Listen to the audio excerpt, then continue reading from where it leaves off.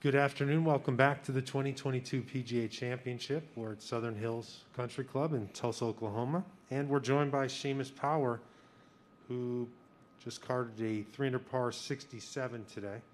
Seamus, you're 3-under par for the championship. Your world changed in 7 holes, or so it appears.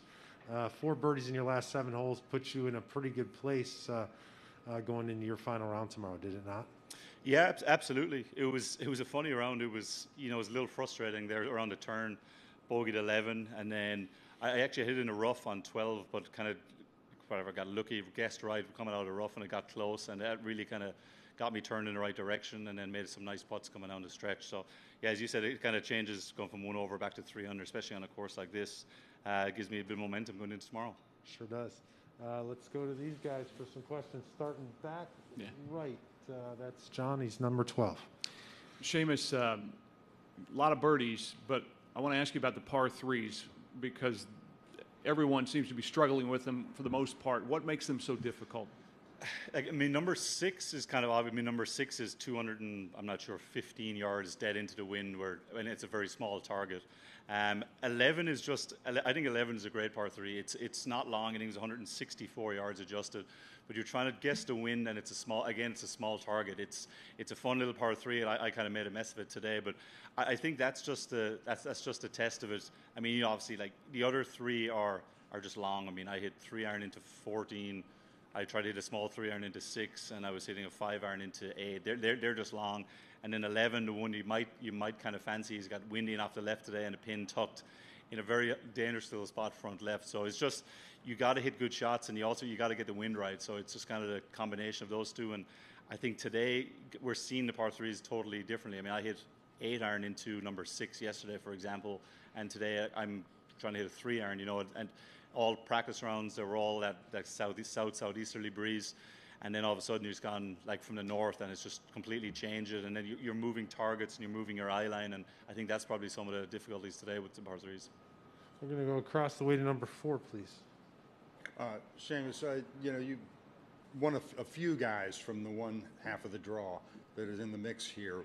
How did it get better for you today in each round? Yeah, I actually said it to Simon on the last, like, this is the easiest day, in my opinion, of our wave has had. With Thursday evening, by the time we got out there, the greens are gone with the sun and the heat. They were gone a little crusty and bumpy, and then they weren't able to roll or cut them on Thursday night, so they were kind of the same on Friday morning.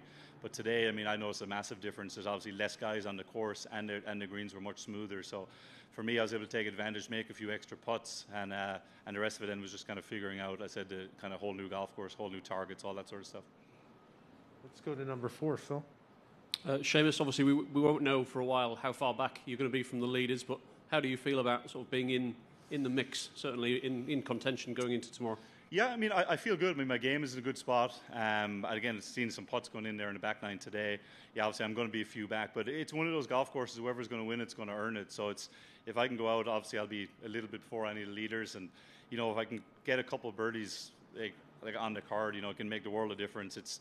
Every hole here is pretty tough. You kind of no holes off. You have no easy shots, especially if it's going to blow like today again. So for me, it's going to be a lot of the same. And then you need a couple of breaks to go your way.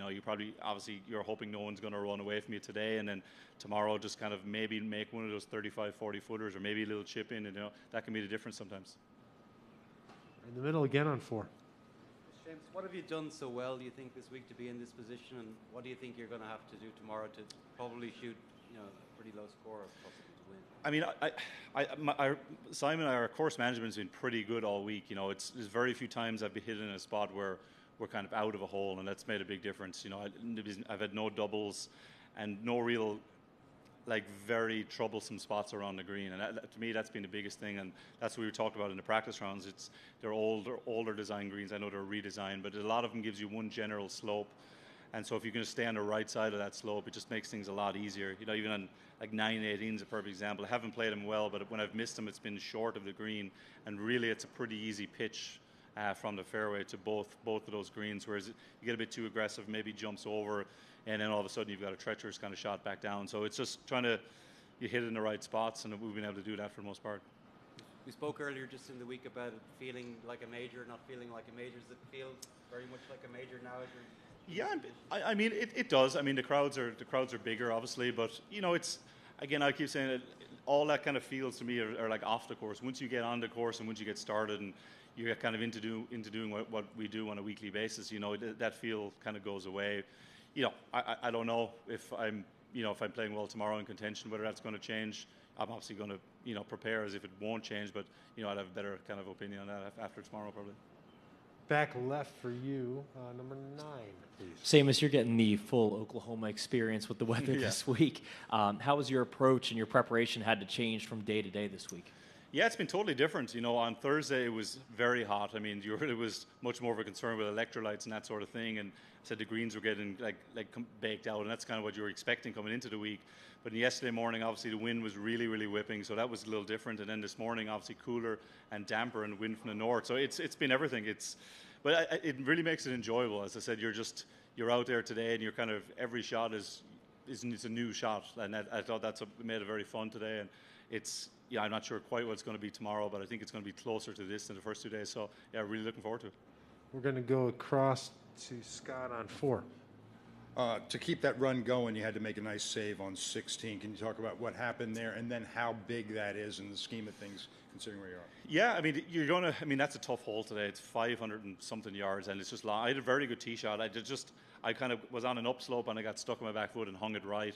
And then I got not a great lie. It was a very nice pitch shot to get it to maybe 10 or 12 feet and knocked it in. But yeah, it's one of those courses you're going to have to make some par putts. It's just, you can hit some good shots, and the way the wind is blowing and the way the ball is bouncing, you're going to end up in some kind of unusual places. So, yeah, it was a good save, and as you said, nice to keep the momentum, especially with 17 upcoming there, knowing that was going to be a chance with the tee box up.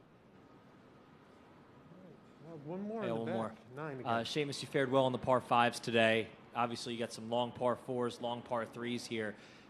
What is it? Are the par 5s a relaxing or a break for you, or is it all kind of a test? Yeah, I mean, I made 6 on whatever hole that is on 5 the first day. But yeah, I mean, on a course, they're obviously going to be some of the better chances, especially on 13 today. They put the tee box up, which was kind of a nice surprise. I thought it was going to be like 6-16 to the wind kind of thing. So moving that up was big. It turned into a better birdie chance than when I was thinking like before I played. But yeah, you still have to hit good shots. You know, I thought I hit a pretty good tee shot number 5, and it just turned into that bunker. And I was fortunate to kind of I could lay it up properly instead. Like I was probably 8-10 inches away from having to lob wedge it out and having 230 yards third shot. So you got to be careful out here. And as I said, every shot is a good test, especially when you have these crosswinds and stuff. So it's trying to keep your focus even on those holes, because you'll have guys make 6s and stuff. And you know, even on 13 today, I mean, you know, you get a little lazy with the second shot, especially into the wind. You miss hit it, you're in the water fast enough. So yeah, it was nice to take advantage of both of them today. But I mean, it's obviously something I'm going to try to do again tomorrow. Seamus, thanks for the insights, sir. Have Thank a you. good evening. Rest up. Thanks. One guys. more day. Appreciate it.